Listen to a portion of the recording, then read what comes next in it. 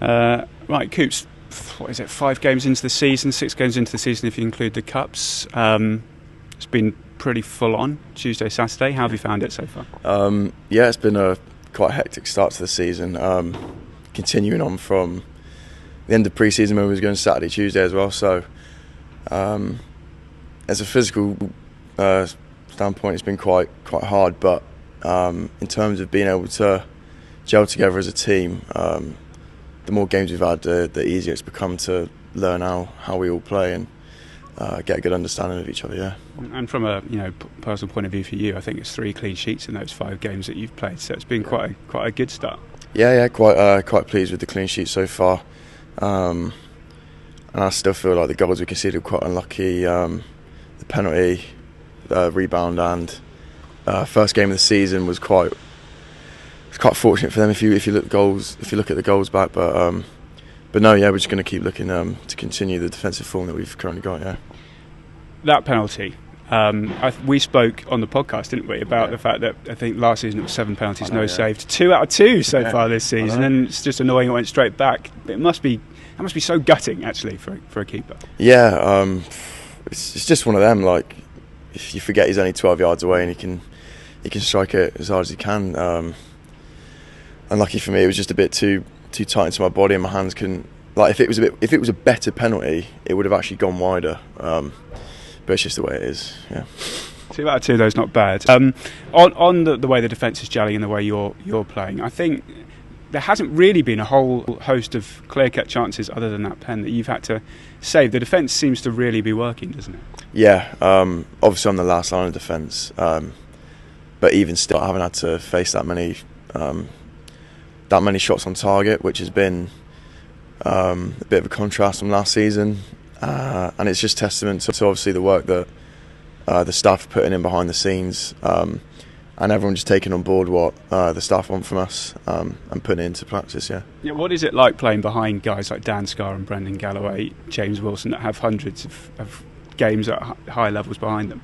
Yeah, I mean, it just shows on come game day that everyone's got a good understanding of each other, and these guys are serious players, and it's really good to be behind them, because you just know that not every 10 minutes you might have to be in the game, but not as much as maybe perhaps last year, for example. But no, yeah, just happy to have those lads in front of me. Yeah. Let's talk about the dressing room at the moment. Lots of local lads in there. Lots of youngsters coming through. Obviously, yourself and Japs were last season. Now got Rands and Lawsey and Reese coming through. It must be quite nice to have that sort of Plymouth clan around. Yeah, 100%. Nance says it all the time. He said it for the last few years. He wants more West Country boys playing in the side. So yeah, exactly. So, for example, even seeing Reese score the other night was brilliant. It's just another lad coming through, and hopefully he can kick on. But any time academy players are coming through Argyle, it's always amazing, and it's what the club really want for the future. So yeah, it absolutely is. And as you mentioned, that goal from Reese on Tuesday, it was in defeat, but that's all everybody down here is talking about. And you would have had a similar feeling when you made your first team debut and you kind of came through. Just what is it like for someone who's been at the academy for so long to come in and make an impact like that? Just from experience, it just feels really surreal. Like, it's almost like years in the waiting when you're a kid, almost sort of looking up and dreaming to do that one day, and then when you actually do it and you're doing well, it's just really surreal. And like I say, just watching Reece score his goal and then his little celebration afterwards, you could just tell he was buzzing. So yeah, no, smiles all around. What did you make of his little flop on the side as well? About 10 minutes after he went to run down the wing.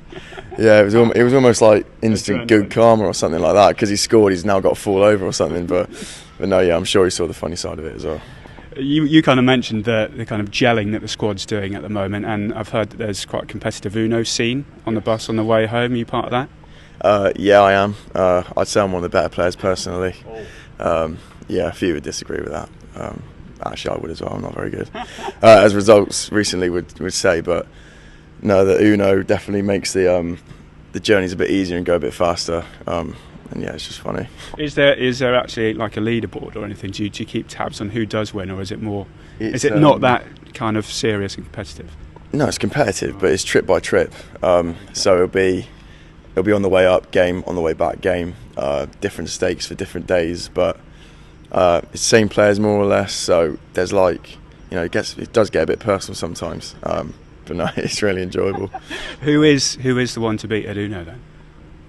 Surely it's luck of the cards, isn't it? Yeah, no, it's because I hate saying it, and for me it's pure luck. But I think Joe and Shu and Ryan Hardy, they're probably the three that always end up winning, which is really annoying. But yeah, hopefully I can actually get a win soon because I'm about £100 down. Just terrible. Plenty of trips to make that up though. Yeah, exactly. Cool. Lovely, Coops. Thanks a lot.